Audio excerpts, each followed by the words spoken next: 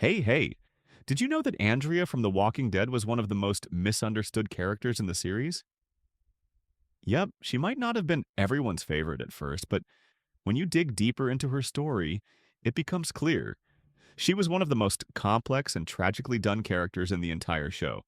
So grab a seat, because today we're diving into the real story behind Andrea's heartbreaking journey and why the writers may have seriously done her dirty. You won't believe how different things could have been.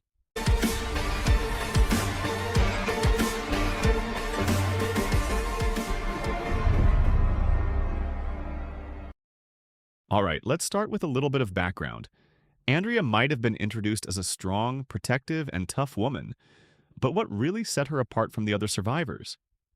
Well, it all comes down to her relationship with her younger sister, Amy.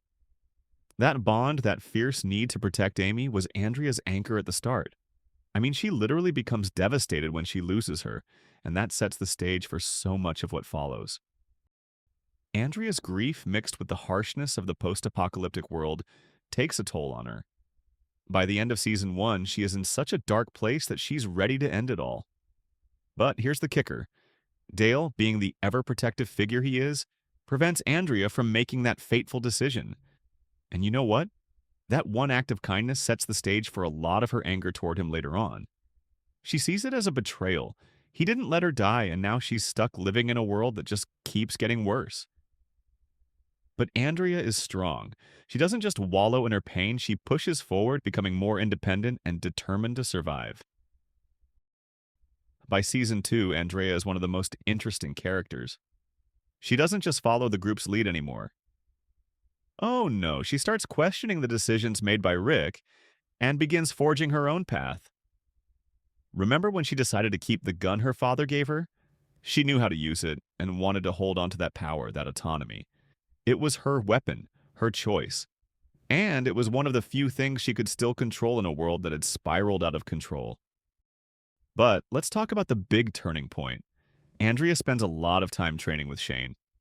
Now, Shane, for all his flaws, was one hell of a teacher.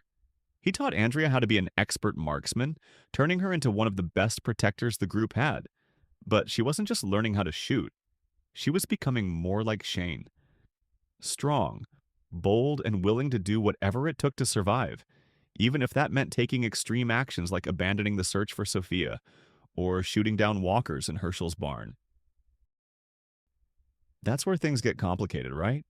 Because Andrea's transformation wasn't just physical, it was emotional and psychological. She started looking up to Shane, who, let's face it, wasn't the best role model.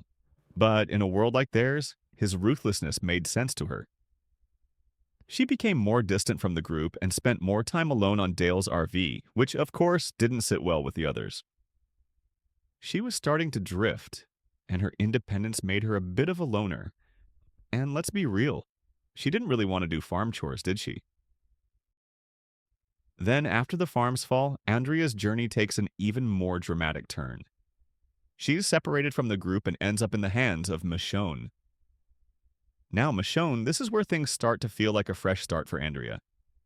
The two women form a strong bond, and Michonne becomes one of the few people Andrea trusts and values. Their connection is pure survival, but it also helps Andrea rediscover her sense of purpose. But the real twist in Andrea's story comes when she finds herself in Woodbury. This is where things get super interesting. She gets caught up in the governor's world. At first, Andrea seems to have found safety and some semblance of peace. But we all know how that story ends, don't we? As Andrea grows closer to the governor, she starts to see the cracks in his facade.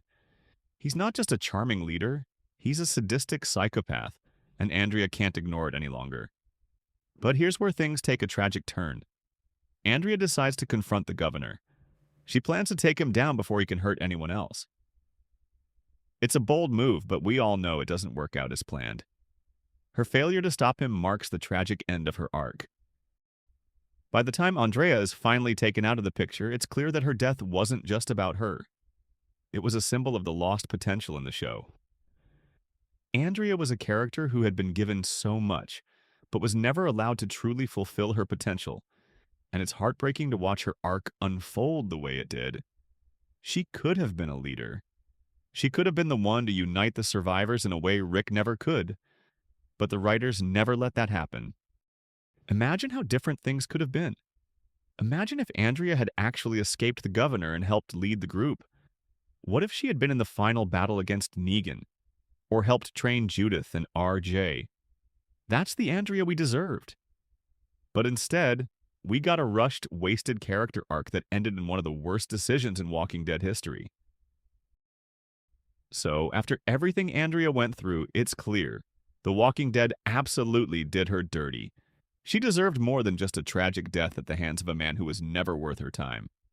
Andrea's arc was about loss, grief, survival, and trying to make sense of a world that didn't make any sense at all.